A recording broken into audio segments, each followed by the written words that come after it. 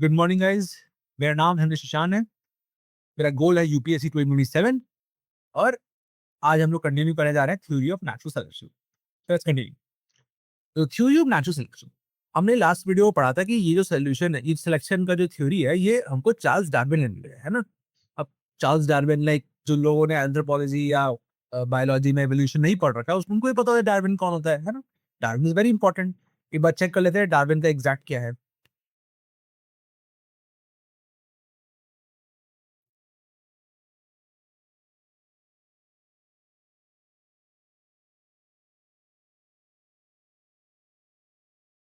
Father of evolution, है ना। Of course इसकी थ्योरी ऑफ नेचुरल सिलेक्शन है, जिससे हम आज भी एवोल्यूशन को समझते हैं।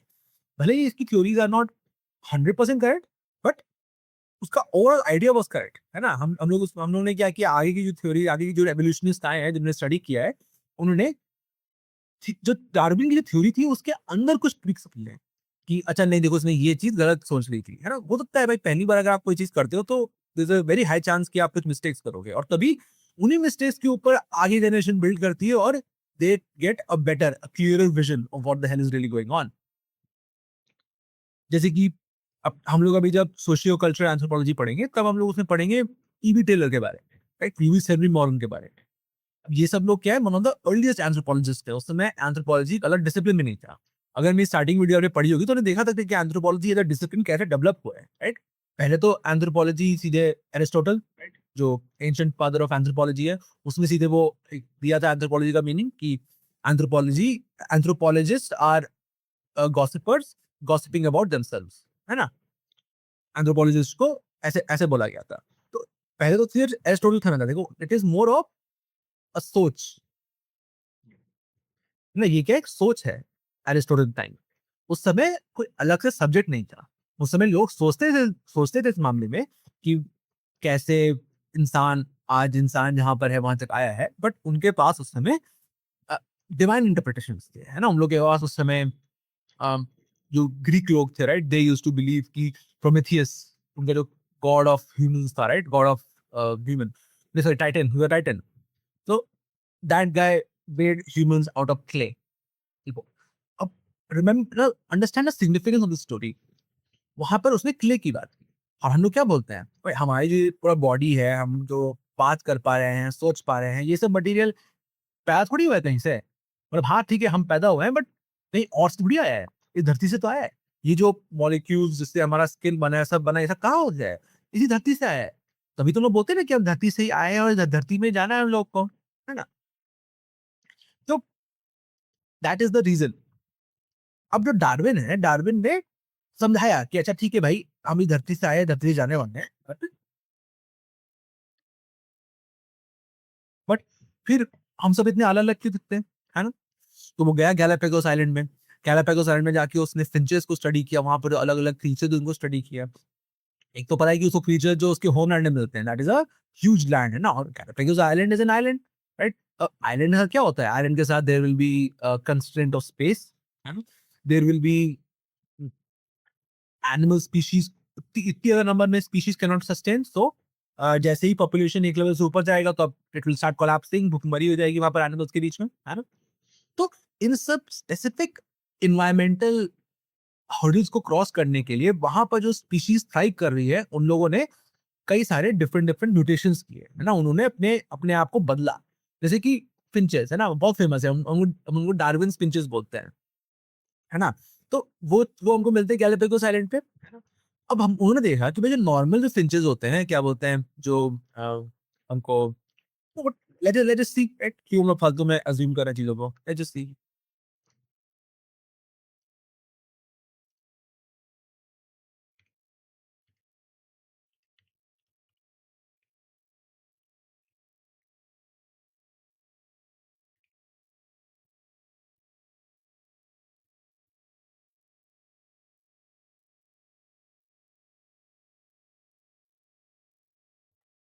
देखो, Darwin's finches are actually group of 18 tanger species uniquely adapted to Galapagos and Cocos Island. Unlike true finches, they evolved from a common mainland ancestor to develop wildly diverse beak shapes to suit specific island diets, provide a classic example of adaptive radiation. देखो, adaptive radiation, radiation क्या होता है? आसपास फैलना, है ना? भाई हम लोग अगर यूरेनियम का एक पीस लेके आ जाए तो क्या करेगा वो? आसपास रेडिएशन फैलाएगा।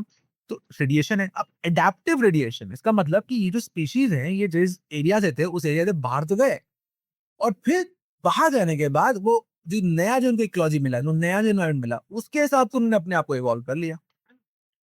इसी को बोलते हैं क्या? एडैप्टिव रेडिएशन, है ना? देखो शब्दों को समझो, शब्द को समझेंगे तो फिर इसको यूज़ भी कर पाएँगे कभी कहीं। देखो देखो ये सब अलग-अलग डार्विन्स फिंचेस हैं, देखो अलग, देखो तो है सब एक ही बर्ड, है ना? मगर इन सब एक ही बर्ड्स ने अलग-अलग शेप की इनकी बीक्स है ना? अकॉर्डिंग टू वो लोग क्या खाना चाहते हैं। चलो मानते हैं कि शायद ही जो सबसे छोटा जो बीक है, सबसे जो डाउन राइट ना, डाउन राइट पे जो फिंच है, उसका बीक थोड़ा छोटा-सा है ना? हो सकता है कि ये इट्स हंटिंग, राइट? लाइक ये जाता है, जाके चूहों को मारता है और फिर उसको खाता है, तो उसके लिए इसको बड़ी बीक की ज़रूरत नहीं है, उसको शार्प बीक की ज़रूरत है, जिससे वो तुरंत कंज़्यूम कर पाए, राइट? अब जैसे ये दूसरा वाला है, इसको देखो बीक कितना बड़ा है, कितना चौड़ा बीक है, तो मेबी हो सकता है कि ये सीधे नट्स को चबाता होगा, है ना? इसलिए इसको बड़ा बीक खोलना पड़ता होगा। अब I am not 100% sure about this, मैंने स्टडी नहीं की टॉरंट फिंचेस के बारे में, बट आप इनको देख के you can get a sense कि वो लोग क्या करते हैं, राइट? और जब आपको समझ आए, जब आप when you will know how to make that sense, तो उसके बाद अगर कोई रैंडम एवोल्यूशन के बारे में पूछ लिया आपसे, तो you will be able to tell, right? And they don't expect you कि तुम भाई वो साइंटिस्ट हो, साइंटिस्ट होने तो तुम तुम्हारे पास है ना, अगर तुम साइंटिस्ट हो तो तुम्हारे पास क्या बोलते हैं, तो फिर तुम जाओ वहाँ पर, जाके स्टडी करो, जाके देखो कि ये फिंचेस अपने एनवायरनमेंट में कैसे रहते हैं ना, तो तुम गैलापागोस आइलैंड जाना पड़ेगा। बट हम तो यहाँ पर एंथ्रोपोलॉजी पढ़ रहे हैं यूपीएससी के लिए, तो हम लोग को समझ आना चाहिए कि डार्विन कहने की कोशिश कर रहा है। We don't need to know कि एग्ज़ैक्टली क्या साइंटिफिक स्ट्रक्चर है। ये नहीं पूछेंगे यूपीएससी में कि भाई इस डार्विन फिंच का ये छोटा बीक क्यों है ना? बट अगर आपको पता है क्यों है, तो आप यूज़ कर पाओगे इस थ्योरी को अपने कहीं और आंसर में। देखो, there are different form of selection by which various changes can be seen as struggle for survival. ठीक है? मतलब बहुत सारे अलग-अलग फॉर्म ऑफ सिलेक्शन होते हैं जिससे कई सारी चेंजेस को हम लोग देख सकते हैं as a struggle for survival, तो है ना? स्ट्रगल फॉर सर्वाइवल कि भाई अगर मान लेते हैं कि उन फिंचेस में एक तो फिंच थी जिसका बड़ा बीक था, है ना? एक फिंच की छोटी बीक थी। अब उस बड़े बीक वाले फिंच का हमने देखा होगा कि उसकी उसकी बीक उतनी शार्प नहीं थी, है ना? चलो मान लेते हैं कि यहाँ पर नट्स या ऐसी कुछ भी चीज़ नहीं है खाने के लिए उस फिंच के पास। All all they have on the island is eating the rats या ग्रासहॉपर्स इज़ व्हिच, राइट? तो अब बताओ जो जो छोटी बीक वाला फिंच है, will that be able to kill rats and like small critters better, या फिर जो बड़ी बीक वाला फिंच है ना? वैसे छोटी बीक वाला फिंच ही जल्दी मार पाएगा। बड़ी बीक वाला फिंच जाके चूहे को ऐसे पोक भी करेगा तो उसका बीक इतना बड़ा है और ब्लंट है कि चूहे को कुछ हो ही ना, चूहा उसी को मार देगा अगर पकड़ में आ गया तो। बट ये जो छोटी फिंच है ना, जिसकी बीक से स्मॉल शार्प है, वो क्या करेगा? वो जाएगा, जाके he will like kill the rat and eat it. तो सर्वाइवल किसका बेटर होगा? जिस फिंच की छोटी सी बीक है। बड़ी बड़ी बीक वाला finch they will get extend. तभी तो बोला ना कि there are different form of selection, अलग फॉर्म ऑफ सिलेक्शन हुआ है। उस बीच उस पर्टिकुलर फिंच का बीक इवॉल्व इस हिसाब से हुआ कि वो वहाँ के एनवायरनमेंट के हिसाब से सर्वाइव कर पाए, है ना? There are different form of selection by which various changes can be seen as a struggle for survival. तो समझो, अब स्ट्रगल चाहे सर्वाइवल के बीच में उन 2 डिफरेंट टाइप ऑफ फिंचेस के बीच में। एक फिंच है जिसका बीक बहुत बड़ा है, एक फिंच जिसका बीक बहुत छोटा है। तो भाई अब जब उससे हम लोग कंपेयर करेंगे, देखेंगे कि भाई स्ट्रगल फॉर सर्वाइवल कैसे हो रहा है इन लोग का, तो देखेंगे ना कि भाई जिस उसकी उसके एवोल्यूशन ने, उस पर्टिकुलर फिंच के एवोल्यूशन ने चूज़ किया कि नहीं, हमारे पास छोटी बीक होनी चाहिए बट शार्प होनी चाहिए। तो that becomes a favourable variation, और जैसे ही वो एक फेवरेबल वेरिएशन बन गया, survivability of the small beaked finch will be much higher than वो छोटा जो बड़ा बीक वाला फिंच। अब हम लोग सिलेक्शन को अलग-अलग तरीके से पढ़ते हैं, ठीक है? एक है स्टेबलाइजिंग सिलेक्शन, इसका मतलब क्या देखते हैं? It remove extreme and favourable intermediate forms, ठीक है? Human neonatal mortality is more in neonate with very high और लेस बर्थ रेट्स। हार्डी वन लॉ। अच्छा, ओके। देखो, स्टेबलाइजेशन सेशन भी होता है। अब तो स्टेबलाइजिंग सेशन क्या करता है? स्टेबलाइजिंग नाम ही देखो क्या है? नाम है मतलब स्टेबल रखना, ओके? चीज़ों को सही स्टेबल करना है। ऐसा नहीं होना चाहिए कि अब जैसे कि मान लेते हैं कि भाई वो जो फ़िंच थी जिसकी बीक छोटी थी, है ना? वो फ़िंच कुछ ज़्यादा ही मतलब वो हो गई, मतलब वो कुछ ज़्यादा सक्सेसफुल हो गई, है ना? तो बाकी सब क्या होंगे? बाकी सब स्पीशीज़ है वो एक्सटिंक्ट हो जाएँगे, सिर्फ़ यही फ़िंच रह जाएगा हर जगह पे, है ना? फिर फिर क्या होगा? वो जो फ़िंच है हुँ, है ना? फिर क्या होगा कि वो जो फ़िंच है वो अ, रिप्रोड्यूस करेगा, है ना? रिप्रोड्यूस करेगा, सारा फूड उसके पास है तो उसका रिप्रोडक्शन ज़्यादा होगा। फिर एक टाइम आएगा जब वो कुछ ज़्यादा ही बड़े हो जाएँगे, तो ज़्यादा ही बड़ी पॉपुलेशन हो जाएगी, अब वो सस्टेन नहीं कर सकते। तो अब क्या होगा? अब उस स्पीशीज़ के इंटर स्पीशीज़ में कॉम्पिटिशन शुरू हो जाएगा फूड के लिए, है ना? क्योंकि अब इनफ फूड नहीं है सबके लिए। तो अब जो फिंचेस मतलब उनकी सोशल हायरार्की में ऊपर होंगे तो प्रॉब्ली उनको सारा फूड मिलेगा और जो नीचे होंगे उनको नहीं मिलेगा, उनको मार देंगे, उनको भगा देंगे बाहर से वहाँ से। तो इसको भी सिविलाइजेशन बोलते हैं। ये बोलते हैं it remove the extreme and favourable intermediate forms, है ना? कि जो बहुत एक्सट्रीम या फेवरेबल इंटरमीडिएट फॉर्म है ना कि मतलब इतना एक्सट्रीम कि भाई वो अगर आप एवोल्यूशन ने दे दिया तो मतलब आप पूरा का पूरा आइलैंड ही आपका हो जाएगा। तो उसको रिमूव कर देता है स्टेबलाइजेशन। ऐसे किसी को ओवर पावर नहीं होने देता है ना? ऐसा नहीं करेगा कि भाई चलो हंटर को हंटर एक बेटर बनने का तरीका वो देगा, है ना? लायन टाइगर है ना? एक तो उनका साइज़ बहुत बड़ा है। उनका मसल इतना स्ट्रॉन्ग होता है कि वो एजाइल बहुत होते हैं, है ना? उनका इलास्टिसिटी उनके मसल में काफ़ी होती है, वो इधर-उधर उछल सकते हैं, कूद सकते हैं। उनकी सेंस ऑफ स्मेल बहुत स्ट्रॉन्ग होती है, वो दूर से स्मेल कर लेते हैं अगर कोई ब्लड कहीं स्पिल हुआ है या फिर कहीं पर कोई हंटिंग हुई है तो। उनके ईयर्स बहुत तगड़े होते हैं, वो सुन सकते हैं बहुत दूर-दूर तक। उनकी आँखें बहुत तेज़ होती हैं, है ना? वो रात में देख सकते हैं। तो अब से लगा ना ये तो भाई बहुत ओवर पावर कर दिया है तो कैट्स को, है ना? ये जो बिग कैट्स होती हैं। बट इनको स्टेबलाइज़ कैसे किया है? इनका रिप्रोडक्शन को कंट्रोल करके। है ना? अब एक जो कैट होती है, एक जो टाइगर है, वो कितने बच्चे देती है एक बार में? 3 या 4 बच्चे, है ना? उसमें भी सर्वाइव 3 ही करते हैं, 2 ही करते हैं, है ना? ऑलमोस्ट 50% फर्टिलिटी रेट होती है। आई थिंक सो, एक बार चेक करिए। Let's just see.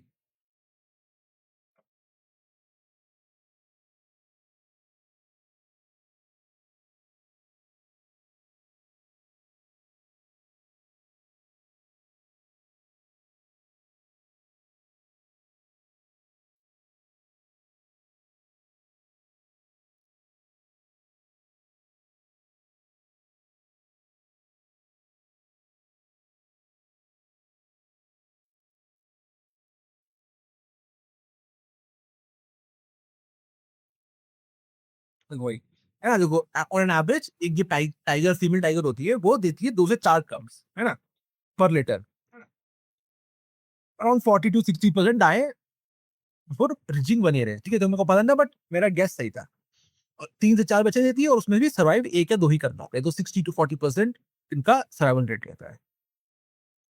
तो अब ये क्या है? ये एक स्टेबलाइज़िंग सिलेक्शन है ना? जानबूझ के अगर ऐसा करते कि ये जो टाइगर का बच्चा है वो लोग जब सर्वाइव भी करता और एक साथ वो 10-10 बच्चा देती है ना? तो टाइगर की पॉपुलेशन इतनी बड़ी बन जाती थी, इतनी ज़्यादा हो जाती कि जिस जंगल में वो रहते हैं वो सर्वाइव ही नहीं कर पाता है वहाँ पे, है ना? अब जैसे जो प्रे प्रे एनिमल्स होते हैं, है ना? वेजिटेरियन वो जो वेज वाले जो एनिमल्स होते हैं जैसे डियर हो गया, है ना? अब देखोगे डियर के ज़्यादा बच्चे होते हैं, है ना? 5-6 बच्चे होते हैं उनके और उनके बच्चे पैदा होते ही they are ready to run and everything क्योंकि उनको पता है कि भाई ज़्यादा समय नहीं है यहाँ पे सर्वाइव करने का। टाइगर के पास में बैठा वो नहीं सोचेगा कि भाई बच्चा भी पैदा हुआ है, बूढ़ा बच्चा है ना?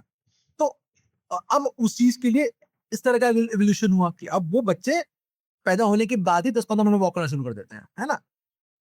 अब अब ह्यूमन्स के अंदर भी है, ह्यूमन्स का जो नियोनेटल मोर्टालिटी है वो अ, रिमोट जो कंट्रीज़ होती है ना, रिमोट जगहें होती हैं, वहाँ पर ज़्यादा है। जहाँ पर ज़्यादा बर्थ रेट होती है। जैसे कि भाई देखो, अभी हम लोग अगर अपने इंडिया का आपने रिसेंटली देखा होगा तो हम लोग बात कर रहे हैं कि हमारा fertility rate has gone to 2.1 है ना? It's just just above the replacement rate. ऐसा क्यों? पहले तो भाई हमारे आप लोग अगर अपने पापा-मम्मी की जनरेशन में देखना, तो आप लोगों को मोस्टली दिखेगा कि भाई वहाँ उनके 7-7 भाई, 8-8 बहनें ऐसे-ऐसे इतने बड़ी-बड़ी परिवार होते थे, है ना? अब अचानक से क्या हो गया कि भाई अब लोग 1 बच्चा, 2 बच्चा ही कर रहे हैं, मैक्स टू मैक्स, है ना? मैक्स टू मैक्स 3 हो गए, है ना? इतना ही कर रहे हैं। ऐसा ऐसा क्या हो गया अचानक से? है ना? देन इनमें मल्टीपल चीज़ें काम करती हैं। एक तो फूड, राइट? फूड, लिविंग सब कुछ बहुत महँगा हो गया है आज के ज़माने में, है ना? सबसे महँगा चीज़ आप लाइफ़ में क्या कर सकते हो? Have a kid, that is the most costliest thing.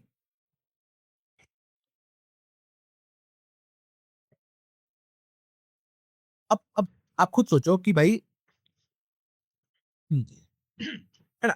तो अब खुद सोचो कि भाई जहाँ पर डेथ रेट ज़्यादा है है ना? डेथ रेट ज़्यादा है जिस एरिया में, तो वहाँ पर उसको कॉम्पेंसेट करने के लिए बर्थ रेट भी ज़्यादा होगा, है ना? हमारे जो मॉडर्न मेडिसिन आए हैं, है ना? मॉडर्न मेडिसिन ने एकदम चेंज कर दिया है किस तरीके से हम ह्यूमन लाइफ को देखते हैं।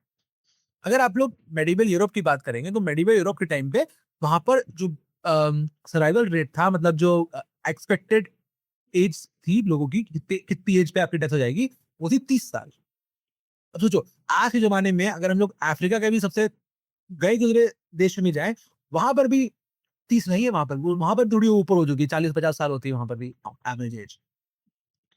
बट उस समय 30 थी। क्यों? क्योंकि उस समय मॉडर्न मेडिसिन नहीं था। उस समय जो बहुत छोटी-छोटी डिज़ीज़ होती है, लोग खाँसी आ गया उससे मर जाते थे। बुखार आ गया उससे मर जाते थे। अब क्या है, आजकल खाँसी आती है, बुखार आती है, आप जाओ डॉक्टर को दिखाओ, वो आपको तुरंत एक कुछ एंटी एलर्जिक दे देगा या फिर आपको कोई भी मेडिसिन दे देगा जिससे आप ठीक हो जाओगे, है ना? उस समय कोई मॉडर्न मेडिसिन नहीं थी।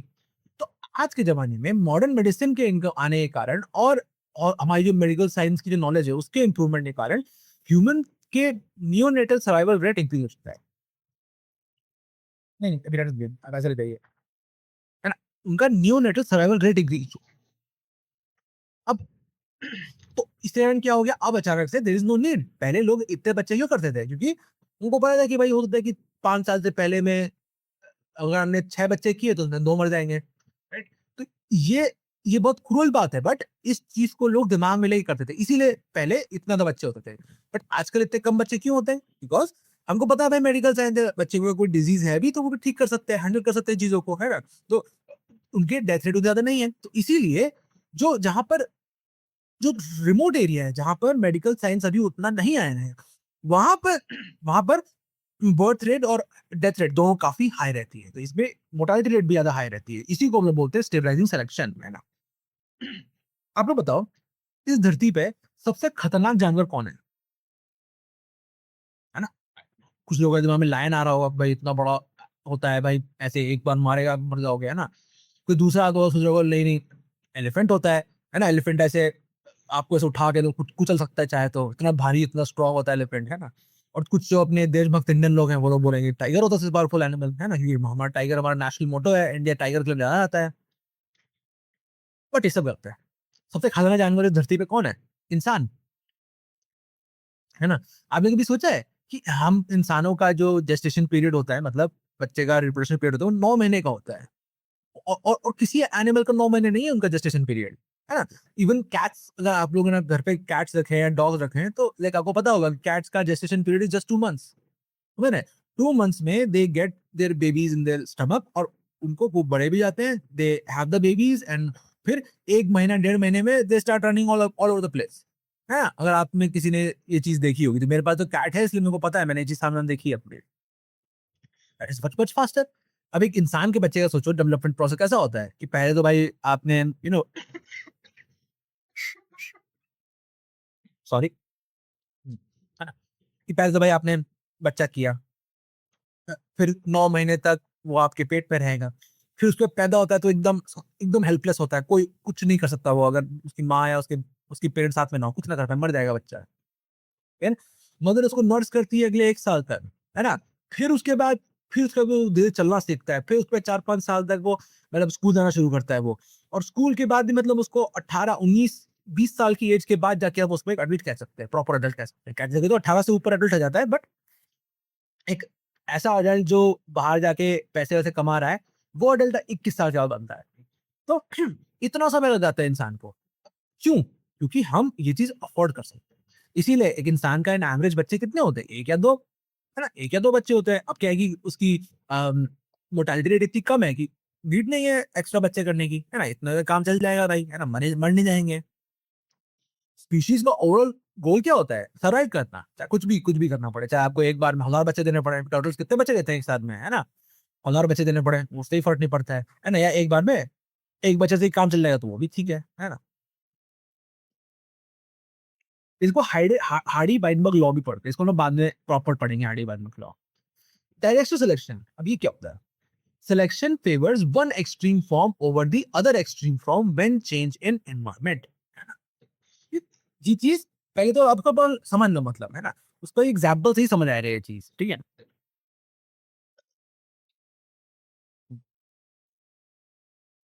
एक्सट्रीम फॉर्म्स ऑफ सर्वाइवल क्या होता है कि भाई आप पहले रहते थे जमीन पे, अब वहां पानी आ गया, तो या फिर तो आप स्विम करना सीख लो, है ना? है ना? या फिर तो आप स्विम करना सीख लो, और अगर स्विम नहीं कर सकते तो गिल्स इवॉल्व कर लो। अब having lungs and having gills, वो क्या है? 2 कंप्लीटली डिफरेंट चीज़ें हैं वो दोनों, है ना? They are completely different forms of extremes, है ना? ऑब्वियसली जिसको जो गिल इवॉल्व कर लेगा, they will survive better in their new environment, है ना? अब हम लोग प्रॉपर एग्जांपल पढ़ते हैं। ये केस स्टडी है, काफ़ी इंपॉर्टेंट। देखो, kettlebell found in Birmingham UK. देखो, बर्मिंघम, केटलबेल, है ना, ये सब आप लोग जब हिस्ट्री पढ़ेंगे तो आप देखेंगे one of the great industrial cities of the UK. जब आफ्टर उन्होंने हमको कॉलोनाइज कर लिया था और बाकी दुनिया को कॉलोनाइज कर लिया था, तब उन रिसोर्सेज को यूज करके इन लोगों ने यहाँ पर खूब सारे फैक्ट्रीज शुरू किए थे, है ना? कॉटन मिल्स यहाँ पर बनाए थे इन लोगों ने, है ना? और भी जो जो चीजें हमको, जो जो रॉ मटेरियल लोग यहाँ से ला सकते थे, वो ले जाके वहां पर प्रोड्यूस करने लगे थे वो लोग। तो क्या हुआ कि अब पहले तो वहाँ पर कोई इंडस्ट्रियल रेवोल्यूशन नहीं था। इंडस्ट्रियल रेवोल्यूशन से पहले वहाँ पर नॉर्मल अपना स्नो गिरता था। अब स्नो क्या होता है? व्हाइट कलर का स्नो होता है ना? स्नो व्हाइट कलर का था। तो वहाँ पर 2 तरह के हमको वॉस्प मिलते थे, ठीक है? इनको ये बोलते हैं, है ना? व्हाइट कलर्ड पेपर मॉथ और ब्लैक मॉथ, ठीक है? व्हाइट कलर्ड पेपर मॉथ मतलब उसका कलर व्हाइट होता था, और एक दूसरी टाइप की मॉथ होती थी जो ब्लैक कलर की होती थी। अब जो ब्लैक मॉथ होता था, इंडस्ट्रियल रेवोल्यूशन से पहले,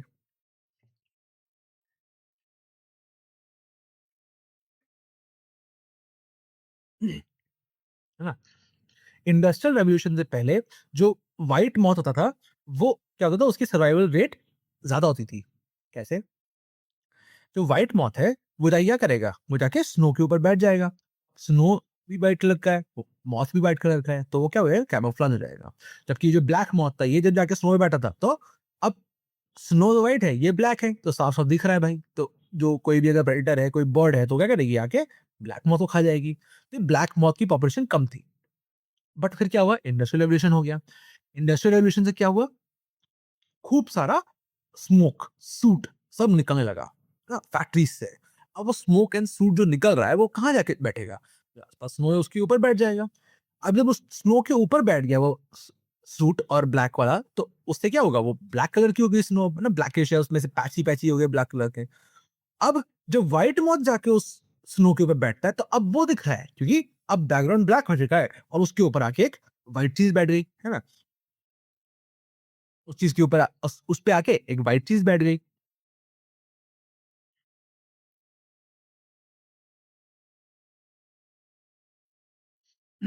तो अब व्हाइट मॉथ बन गए जिनको ज़्यादा खाने लगे प्रेडेटर्स, और ब्लैक मॉथ कैमोफ्लेज कर गए।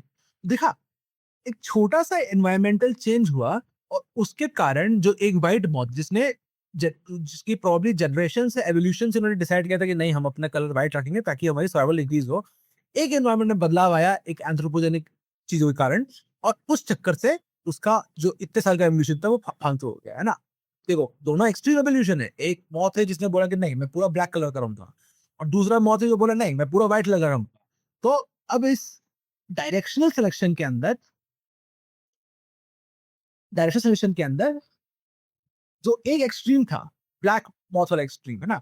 वो सर्वाइव कर गया, जबकि ये जो व्हाइट मौत वाला एक्सट्रीम था, ये इसको नुकसान हो गया। देखा, एवोल्यूशन ने चेंजिंग एनवायरनमेंट के हिसाब से एक डिफरेंट ट्रेड को चूज़ किया as best extreme form of survival. Example, है ना? Selection of colour among humans due to ecology, है ना? अब भाई, आप, ये हमने पहले भी डिस्कस कर चुके हैं। अफ्रीका में जो लोग हैं उनके इतने डार्क स्किन क्यों होते हैं? भाई, हमारे स्किन में डार्क कलर आता है, वो आता है मेलानिन से, है ना? मेलानिन इज अ पिगमेंट, और इस पिगमेंट का मेजर काम ये है कि हमको जो सन की जो यूवी रेज, जो हार्मफुल रेज होती हैं, उससे प्रोटेक्ट करना। तो सबसे ज्यादा हार्मफुल रेज किसको मिलेंगी? जो लोग इक्वेटर पे रहेंगे, है ना? उनको हर समय वहाँ समर ही होता है। तो अफ्रीका से नॉर्थ अफ्रीका के लोग इतने डार्क कलर है, और यूजुअली आप देखोगे कि जितना आप इक्वेटर के पास जाते रहोगे, उतना ज़्यादा लोगों का स्किन कलर डार्क होता रहेगा। और जैसे आप सन से दूर जाते रहोगे, नॉर्थ में आते रहोगे, वैसे उनका स्किन कलर लाइट होता रहेगा। क्योंकि उनको उतना मेहनत की जरूरत नहीं है। बोलो यहाँ पे रहने से उनको ब्लड कैंसर, उनको उनको स्किन कैंसर हो जाएगा, जबकि हम लोग प्रोटेक्टेड रहेंगे उस चीज से, क्योंकि हमारा एवोल्यूशन ने हमको ऐसे तैयार किया है। Selection of B blood group in Oriental region has provide more resistance against infectious diseases, है ना? अब देखो, बी ब्लड ग्रुप, है ना? अब आपने आपने देखा होगा, अगर आप इंडिया से हैं, तो आपको पता होगा कि भई मैक्सिमम लोगों का बी ब्लड ग्रुप होता है। ऐसा क्यों होता है? और जैसे कि आप जाओगे यूरोप यूरोप में, राइट? यूरोप में या थोड़े से टेम्परेट रीजन में, तो वहाँ पर ओ ब्लड ग्रुप काफ़ी होता है या ए ब्लड ग्रुप काफ़ी होता है वहाँ पर। यहाँ पर बी ब्लड ग्रुप के कारण क्या होता है कि यहाँ जो कुछ इन्फेक्शियस डिजीज़ होती है ना, उसके अगेंस्ट रेजिस्टेंस बिल्ड हो जाता है आपके अंदर, अगर आपका बी ब्लड ग्रुप है तो। इसीलिए सिलेक्शन ने यहाँ पर बी ब्लड ग्रुप को इतना ज़्यादा सर्वाइवल रेट मिला है, क्योंकि अगर आपका बी ब्लड ग्रुप है तो you are naturally protected from body loss of diseases, जो दूसरे जो कोई ए ब्लड ग्रुप है, दूसरे ब्लड ग्रुप वाले लोग हैं, वो नहीं होंगे उससे सिलेक्टेड। वैसे ही आपका सिलेक्शन होगा। लेकिन अगेन देखो, एक्सट्रीम फॉर्म है ये, है ना? और उस एक्सट्रीम फॉर्म के कारण यहाँ पर सर्वाइवल इंक्रीज़ हो गया। अब देखो, selection of lactose gene, M6, देखो M6 जीन होती है, लैक्टोज जीन होती है। अब जिन पॉपुलेशन में they don't consume milk after like childhood, है ना? वहाँ पर they won't have lactose gene, right? They would be, there is a much higher chance कि वो लोग लैक्टोज इंटॉलरेंट होंगे। बट जैसे हम इंडियंस हैं, है ना? हम लोग हमारा like cow has been part of our culture for like generations, like centuries, thousands of years. तो और हम लोगों ने गाँव हमारे पास है, क्योंकि हम लोग खेती-बाड़ी करते थे उससे, है ना? गाय से खेती-बाड़ी करते थे। तो फिर हम लोग गाय का जो मिल्क प्रोडक्शन उसको भी यूज़ करने लगे। इसीलिए हमारे कल्चर में आप लोग देखोगे कि मिल्क का कितना वैल्यू है, चाहे वो शिव भगवान को हम लोग दूध चढ़ा रहे हैं या दूध पी रहे हैं, या चाय में हम लोग दूध मिलाते हैं, या कॉफ़ी में हम लोग दूध मिलाते हैं, या फिर दूध से मिठाइयाँ बनाते हैं, है ना? अब देख रहे हो ना कितना कितना खतरनाक पेनिट्रेशन है इस चीज़ का। तो आप इंडियन इसलिए कम देखोगे, बहुत कम लोग ऐसे मिलेंगे आपको जो लैक्टोज़ इंटॉलरेंट होंगे, है ना? ऑफ कोर्स एंड जब लैक्टोज़ इंटॉलरेंट पर्सन को आप दूध पिला दो, उसके बाद कमरे में रह के दिखाना, है ना? वो तो मिलेंगे आपको ऐसे, exceptions are everywhere, but in general यहाँ पर लोगों को लैक्टोज़ इंटॉलरेंट नहीं है।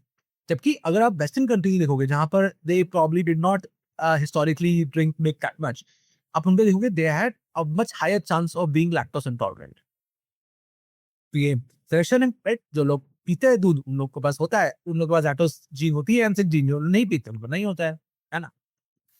अब रिलैक्सेशन क्या होता है? In such selection, sometime unfavorable genotype are selected due to certain factors like environment and culture. ठीक है? मतलब इन इस सिलेक्शन में क्या होता है कि अनफेवरेबल जीनोटाइप होता है ना, वो सेट हो जाता है कुछ फैक्टर्स के कारण, ना चाहे वो एनवायरमेंटल हो, चाहे कल्चर, या कोई रीजन हो सकता है। जैसे due to certain factors, some unfavourable selection genetics like sickle cell anaemia and thalassaemia.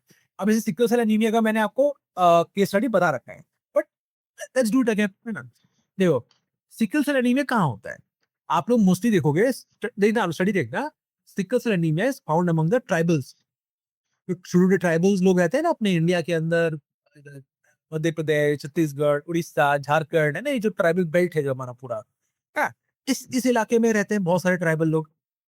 और कहाँ पर आप मलेरिया के बारे में, है ना? आप लोग सुनते हैं मलेरिया के बारे में, और कहाँ सुनते हैं? हम सुनते हैं अफ्रीका के बारे में। अफ्रीका में जो अपना वेस्टर्न अफ्रीका, या जो अफ्रीका का जो रस्ट बेल्ट, इसको मलेरिया बेल्ट ही बोलते हैं हम लोग, है ना? वहाँ पर तो इस वहाँ पर क्या होगा, अगर मलेरिया वहाँ पर है, तो जो आदमी मलेरिया से मर जाएगा वो रिप्रोडक्शन नहीं कर पाएगा, और जो आदमी मलेरिया सर्वाइव कर लेगा वो रिप्रोड्यूस कर लेगा। तो अब sickle cell anaemia is not a good thing, it's a genetic disease and it's very painful. मतलब आप अगर देखोगे सिकल सेल एनीमिया वाले पर्सन को, उन लोगों को पूरे समय पेन किलर लेते रहना पड़ता है, क्योंकि उनकी जो रेड ब्लड सेल्स होते हैं उनका शेप बदल जाता है। हमारे जो वेन्स हैं, हमारे जो आर्टरीज हैं, they are build they are evolved in such a way that कि जो राउंड है ना, राउंड शेप के रेड ब्लड सेल्स क्रॉस कर सकते हैं। मगर जिन लोगों को सिकल सेल एनीमिया होता है, उन लोगों के रेड ब्लड सेल्स ऐसे हाफ मून शेप के हो जाते हैं, ऐसे हाफ मून शेप के, है ना? हमारा वेन तो नहीं बने हैं ऐसे हाफ मून शेप के रेड ब्लड सेल्स को ले जाने के लिए। तो फिर क्या होता है कि जहाँ पर वेन्स में कहीं टर्न है ना? या कहीं कुछ शार्प टर्न है, तो वहाँ पर instead of just going through that, वो सिकल सेल वहीं पर अटक जाते हैं, उस एरिया में। इसलिए वहाँ पर बहुत फिर पेन होता है, वहाँ पर ब्लॉकेज हो जाता है, आपको ब्लॉकेज खुलवाते रहना पड़ता है। बहुत बहुत मतलब आपकी लाइफ एक्सपेक्टेंसी भी काफ़ी कम हो जाती है। बट इसका एक इंटरेस्टिंग साइड इफेक्ट है सिकल सेल एनीमिया का। साइड इफेक्ट क्या होता है इसका? कि जो नॉर्मल रेड ब्लड सेल्स हैं, उसके ऊपर आके मलेरिया आराम से लग जाता है, और उसके चक्कर में चांसेस, अगर आपका नॉर्मल ब्लड सेल है, तो chances of you getting malaria is much higher. But अगर आपके पास सिकल सेल एनीमिया है, तब मलेरिया का जो इन्फेक्शियस डिजीज जो है, वो आके बैठ नहीं पाएगा आपके सिकल सेल के ऊपर, सिकल सेल एनीमिया के ऊपर। रेड ब्लड सेल के ऊपर, तो आपको मलेरिया होने के चांसेस बहुत कम हो जाएंगे। तो इसीलिए सिकल सेल एनीमिया एक डेरोगेटेड डिजीज जो आपकी लाइफ से भी कम कर रही है, that became a survival advantage in these tribal areas. You see how interesting that is, है ना? वो उनका सर्वाइवल एडवांटेज बन गया, और इस चक्कर में जो लोगों के पास हेल्दी रेड ब्लड सेल्स थे, उनकी पॉपुलेशन कम हो गई, और जिन लोगों के पास सिकल सेल एनीमिया थे, इनकी पॉपुलेशन बढ़ गई। इसीलिए इन मलेरिया बेल्ट में आपको ज्यादातर लोग मिलेंगे सिकल सेल एनीमिया वाले।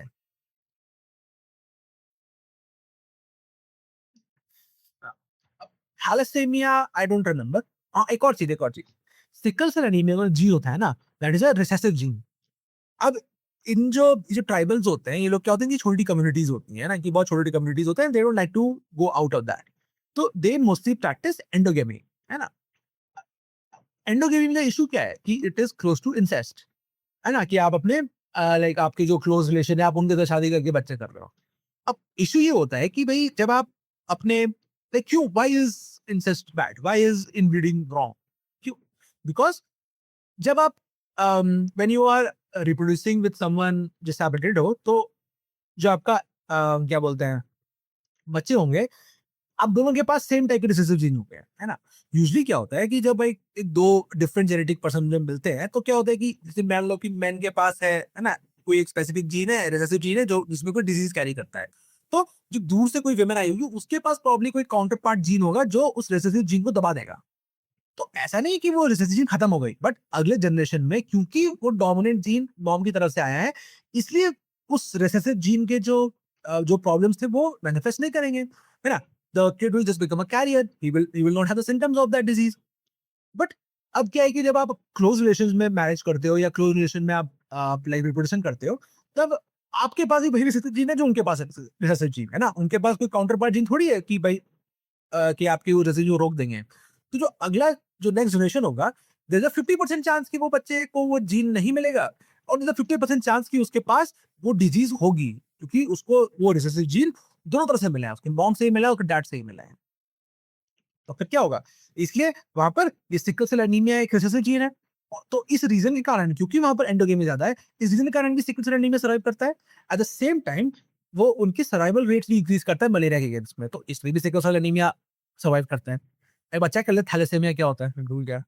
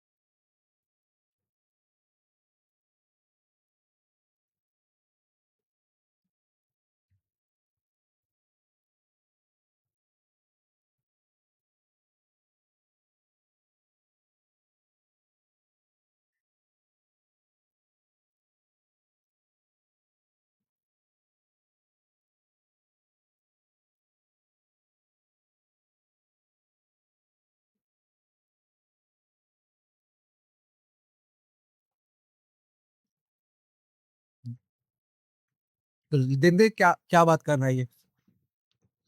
From an anthropological perspective, thalassaemia is much more than a clinical blood disorder. अच्छा, थैलेसेमिया भी ब्लड डिसऑर्डर होता है।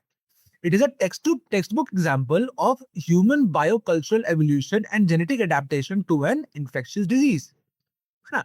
मतलब वो क्या टेक्स्ट बुक एग्जाम्पल है किसका? Human biocultural evolution. Biocultural evolution मतलब कल्चर के साथ बायोलॉजी कैसे इवॉल्व की है ना? ह्यूमन की एवोल्यूशन कैसे हुआ है? And genetic adaptation to an infectious disease, है ना? जेनेटिक एडेप्टेशन के भाई जीन्स को इस तरह से बदल लिया ताकि इन्फेक्शियस डिजीज ना। For students of physical anthropology, analyzing thalassemia requires looking through the lens of balanced polymorphism, natural selection, and how population genetics interact with historical migration and managed practices. Malaria hypothesis and balanced polymorphism, है ना? Most significant anthropological concept tied to thalassemia is the malaria hypothesis.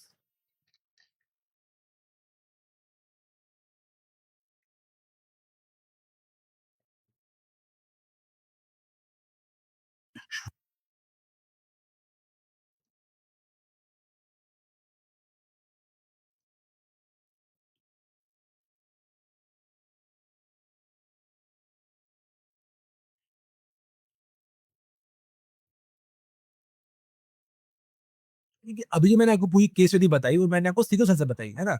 But इसने बोला कि thalassaemia का भी same है, तो क्या sickle cell and thalassaemia same way से वर्क करते हैं या अलग है? देखो, ओके, देखो दोनों, हाँ, देखो, both the sickle cell trait and thalassemia are classic anthropological example of balanced polymorphism driven by exact same evolutionary pressure, endemic, plasmodium, placiparum malaria.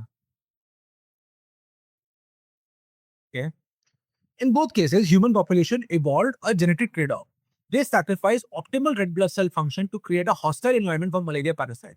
The evolutionary mechanism, heterozygote advantage, is identical, but biochemical pathway they use to achieve that protection are entirely different. Right? तो देखो, thalassaemia भी एक तरीके का blood disease ही है और वो भी सेम तरीके से काम करता है। वो भी अगर आपको थैलेसीमिया तो मलेरिया नहीं होता। वो दोनों सेम चीज है। अभी cultural adaptation is also responsible for relax selection as frequency of genes for red green color blindness is more in agriculture community as compared to hunter gatherer community and it hampers their survival.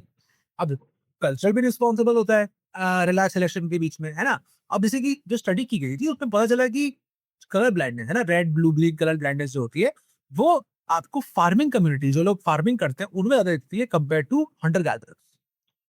सोचो क्यों ऐसा क्यों हो गया भाई? Farming community वालों को क्या होता है? उसको तो बस इतना होता है कि बस वो खेत देखना है अपना, खेत के अंदर बीज बोने हैं, वो बीज जब उग जाए तो उसको काटते हैं, है ना? उसको उसको उतना फ़र्क नहीं पड़ता कि भाई उसको सारे कलर दिखे नहीं दिखे, है ना? ऑफ कोर्स दिखेंगे तो बेटर होगा बट नहीं दिखेंगे तो ऐसा नहीं कि मर जाएगा आदमी, है ना? दे कैन स्टिल सर्वाइव, है ना? दिख जाएगा भाई पेड़ उग गया तो उग गया है ना? सब दिख जाएगा उसको। तो उनके लिए having colour blindness is not a survival deep reaper, है ना? कि भाई कलर ब्लाइंडनेस में मर जाओगे।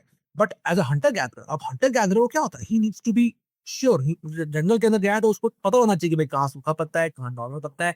कहीं से अगर मेरे को कोई प्रे दिख रहा है ना? या कोई हंटर मेरे को देख रहा है कहीं से, तो उसको पता होना चाहिए और वो चीज़ कैस अगर अगर वो कलर ब्लाइंड होगा तो उसको सब कुछ सेम दिखेगा। उसको पत्ता भी हरा ही दिख रहा है, नहीं उसको पत्ता हरा भी दिख नहीं रहा है, उसको बाकी भी हरा दिख नहीं रहा है ना? ऐसा तो नहीं हो सकता ना? तो क्योंकि उस बंदे की सर्वाइवल को हैम्पर कर देगा अगर वो कलर ब्लाइंडनेस हो गया। तो इसलिए हंटर गैदरिंग कम्युनिटीज़ में कलर ब्लाइंडनेस बहुत कम होती है कंपेयर टू एग्रीकल्चर कम्युनिटीज़। तो ये रिलैक्स सिलेक्शन है ना? कल्चर का सिलेक्शन हुआ है तो, है ना? तो उनके जीने का तरीका अलग है। इसी कारण ये डिफरेंट टाइप का सिलेक्शन हुआ है दोनों के बीच में। अब survival of fittest. Only those organisms which have favorable variations are at a specific advantage over the others। ना सिंपल सी बात है भाई। उन्हीं ऑर्गेनिज्म जिनके पास वो फेवरेबल वेरिएशन है ना, उनकी जो वेरिएशन है वो वैसे वाले वेरिएशन हैं जो उनको कोई स्पेसिफिक एडवांटेज देते हैं उस पर्टिकुलर एनवायरनमेंट के अंदर, है ना? An organism will be fittest for survival due to capacity of adaptation and predation and reproduction, है ना? और एक ऑर्गेनिज्म फिट सर्वाइवल कैसे हो सकता है? जब उसको कैपेसिटी अडैप्ट करने की, है ना? कि भाई अगर एनवायरनमेंट बदल भी रहा है तो वो उस एनवायरनमेंट के हिसाब से अपने आप को ढाल ले। प्रेडेशन कि क्या वो कितना अच्छे तरीके से वो फूड गैदर कर सकता है अपने लिए, है ना? चाहे उसको दूसरे को मारना पड़े या हंटर गैदरिंग कर सके वो फ्रूट्स या फल की, है ना? और रिप्रोडक्शन कि भाई कितने आसानी से वो रिप्रोड्यूस कर सकता है। मान लो कि भाई एक है क्रीचर बहुत अच्छा है सर्वाइवल के लिए बट वो रिप्रोड्यूस ही नहीं कर सकता, तो भाई जब मर जाएगा तो खत्म हो जाएगी स्पीशीज उसकी, है ना? तो उसको रिप्रोड्यूस भी करना है एट द सेम टाइम उसको फिटनेस भी रहना है सर्वाइवल के लिए, है ना? वैसे काम करता है। अब तो ड्रॉबैक्स क्या है, क्रिटिसिज्म्स क्या है डायलॉग पे? In certain animals, some organs have developed beyond the stage of usefulness. Example tusk of an elephant, है ना? अब कुछ सर्टेन एनिमल्स होते हैं उनमें ऑर्गन्स क्या होते हैं वो डेवलप हो जाते हैं beyond the stage of useful, है ना? कि भाई पहले कभी यूजफुल रहे होंगे बट अब कोई मतलब नहीं उसका, है ना? बस वो फालतू में बस हिंडर्स क्रिएट कर रहे हैं ना, बीच में आ रहे हैं वो बस। तो टस्क ऑफ एलिफेंट, है ना? एंटलर्स ऑफ डियर, है ना? पहले टस्क एलिफेंट के टस्क तो कुछ काम होता होगा बट अब वो इतने बड़े हो चुके हैं कि उनका कोई यूज ही नहीं है ना? इसलिए हम इंसान लोग काट देते हैं टस्क को, आइवरी बना देते हैं, व्हिच इज वेरी क्रूअल। ऐसा बिल्कुल भी नहीं होना चाहिए, है ना? और खासकर अगर आप फॉरेस्ट सर्विसेज के लिए तैयारी कर रहे हैं तो आपको तो ये चीज और रेडी होनी चाहिए, बिल्कुल नहीं होना चाहिए एनिमल के साथ, है ना? आपको पता लगेगा कि आपके दांत को लेके जाके बेच रहा है आपके दांत, है ना? तो ठीक है भाई वो मे बी रिटेंडेड है बट एलिफेंट का टस्क, है ना? सो काटा तो एनिमल क्रूरटी हो जाएगी, that's a different thing. Antler of dear है ना, लोग डियर के एंटलर भी काट लेते हैं। पहले एंटलर का काम होता होगा कि भाई वो अपने जो लाइक रिप्रोडक्शन कॉम्पिटिटिव में हराने को अपने एनिमी को, राइट? अभी भी वही होता है। These organs instead of providing usefulness to the possessor offer hindrance in daily life, है ना? ये जो ऑर्गन है इनसे कुछ कुछ उनको यूजफुल कुछ काम आए, ये बस हिंड्रेंस क्रिएट करते हैं ना। भाई एलिफेंट के लिए अजीब से दांत कैसे निकलेगा, है ना? अब उसको खाने में इशू रहेगा उसको, है ना? कभी कभी अपना टच चुभ जाएगा उसके ऊपर, तो हिंड्रेंस क्रिएट कर रहे हैं, वो उसकी लाइफ को आसान नहीं कर रहे हैं, है ना? According to theory of natural selection, only useful organ are selected, है ना? अभी जीवन क्या केवल यूजफुल ऑर्गन्स ही सेलेक्ट होंगे in struggle for existence. The vestigial organs serve no function yet they preserve generation generation, है ना? इसका सिंपल एग्जांपल क्या है? अपना अपेंडिक्स, जो अपने ह्यूमन में अपेंडिक्स होता है।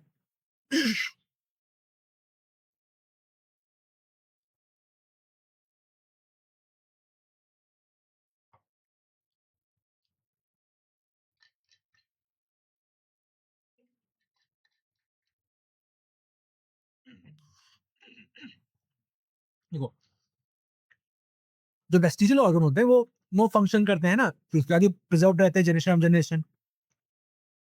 जैसे अपेंडिक्स, अपेंडिक्स एक काफ़ी अच्छा एग्जाम्पल है इस चीज़ का।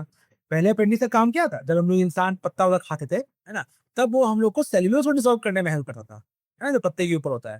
बट आजकल हम लोग क्या करते हैं? आजकल हम लोग पत्ता खाते भी हैं तो उसको कुक कर देते हैं हम लोग। कुक कर देते हैं तो फिर क्या होता है? सेल्यूलोज अपने आप ही टूट जाता है। इसीलिए फूड को कुक करके हम लोग खाना खाते हैं, तब उससे जो न्यूट्रिशन है वो हमारा बॉडी और आसान तरीके से एक्सट्रैक्ट कर रहा होता है। That's the whole rationale behind cooking food. But फिर भी अपेंडिक्स अभी तक क्यों है हमारे पास, है ना? अभी तक लोगों के पास अपेंडिक्स छोटा सा वेस्टिजियल ऑर्गन बन चुका है वो, है ना? अपने लार्ज इंटेस्टाइन के एंड पे होता है वो, है ना? बट क्यों है वो भाई? अभी भी एग्जिस्ट करता है ना? वो प्रिजर्व हो जाते हैं, है ना? नेचुरल सिलेक्शन प्रिजर्व हो जाते हैं, बट अभी से कि वो भी धीरे खत्म हो रहा है। अभी जब न्यू जनरेशन जो आ रही है, उन जनरेशंस के अंदर दे डोंट हैव अपेंडिक्स, है ना? अपेंडिक्स के बिना पैदा हो रहे हैं वो लोग, क्यों कोई नीड ही नहीं है वो अपेंडिक्स की। Darwin theory could not prove mutation is mutation in same generation, है ना? अब डार्विन की थ्योरी ये नहीं प्रूव कर पाई कि चलो ठीक है, मान लेते हैं कि भाई जो एवोल्यूशन है वो आपकी सर्वाइवल इंक्रीज करता है। बट कई बार क्या होता है कि जो बच्चा पैदा होता है वो अलग होता है ना भाई? डक व्हाइट डक है ना? उसका एक बच्चा ब्लैक है। क्यों? क्यों ब्लैक है भाई? म्यूटेशन क्यों हुआ ये, है ना? डार्विन इसको प्रूव नहीं कर पाया, समझा नहीं पाया कि भाई ये म्यूटेशन कैसे होता है। ये सब जो छोटी-छोटी चीजें जो रह गई, उन चीज़ों को एक्सप्लेन करने के लिए आते हैं post Darwin theories, synthetic theories है ये, है ना? देखो, post Darwin theory, synthetic theory. Synthetic theory is post-Darwin theory of organic evolution. It is a synthesis of Darwinism and population genetics. The modern synthetic theory is a result of work of various scientists, namely T. Dobbs Hansky, R. A. Fisher, J. B. S. Haldane, Ernest Mayr, and Jill Stebbings. Stebbings, in his book Process of Organic Evolution, discussed about the synthetic theory, which include various factors like mutation, variation, heredity, natural selection, isolation due to inbreeding. है ना? In addition to three accessory factors, also effect of these five basic factors. First, migration of an individual from one population to another population, है ना? मतलब देखो, थोड़ा सा हम लोग पढ़ते हैं इसको प्रॉपर्ली। सिंथेटिक थ्योरी क्या है? वो एक पोस्ट डार्विन थ्योरी है ऑफ ऑर्गेनिक एवोल्यूशन।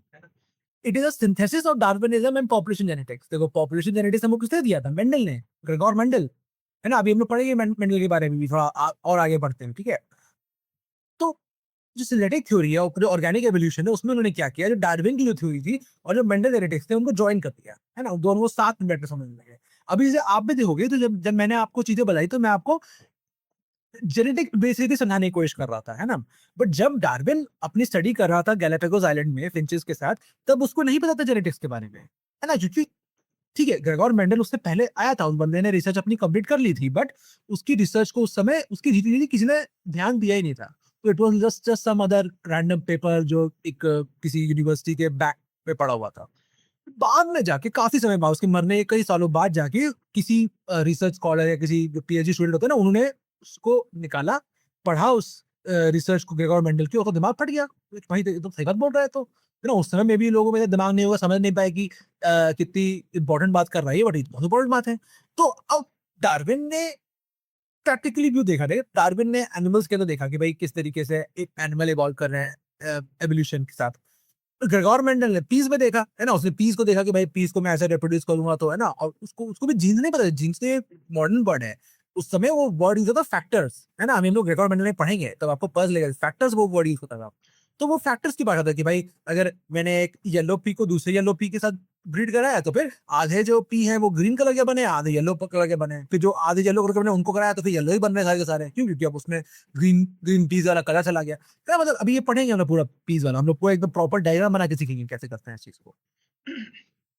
तो वो क्या एक synthetic Darwinism and popular genetics, है ना? इन दोनों का सिंथेसिस है, जुड़ा हुआ है।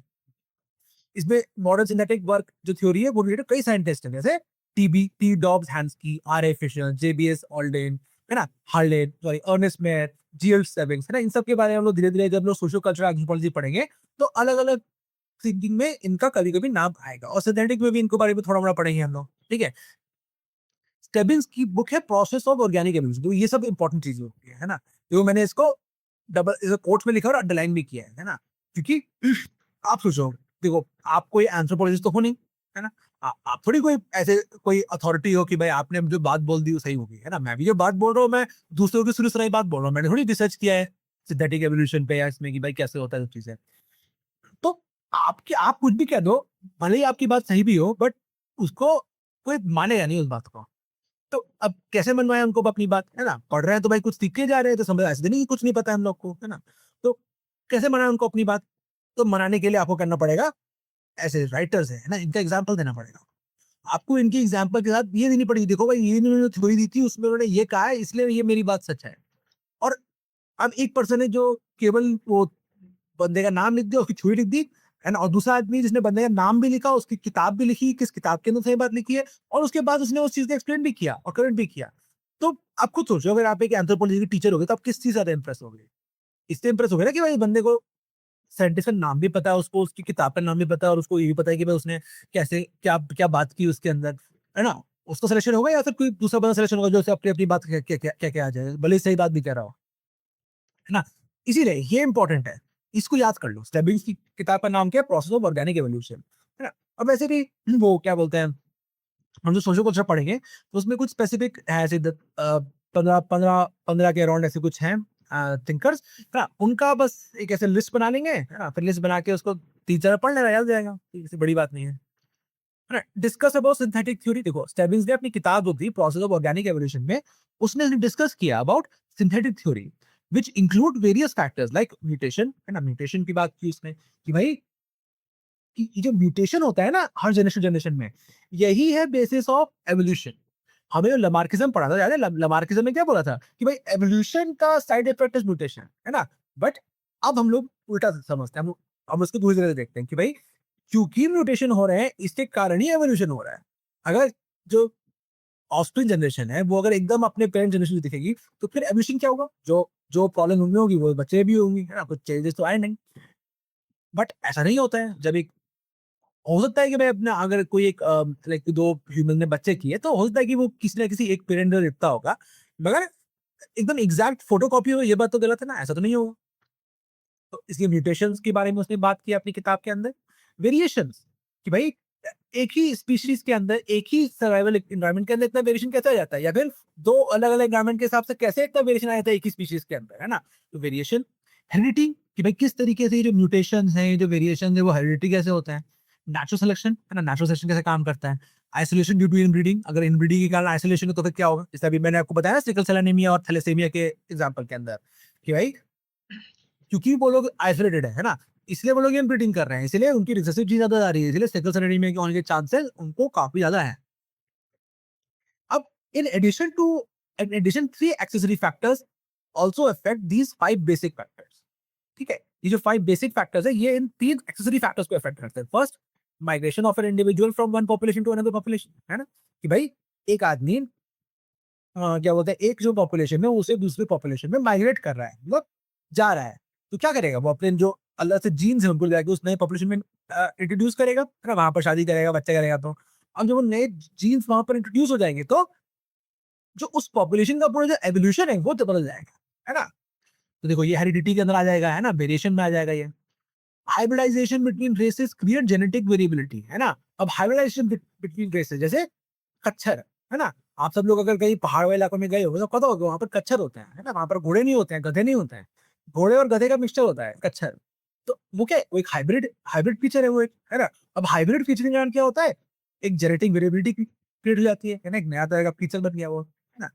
Genetic drift, biologists working on models of evolutionary change in late 1920s and 30s came to realization that genetic and selection process was not opposing thing but a comprehensive explanation of organic evolution requiring both, है ना।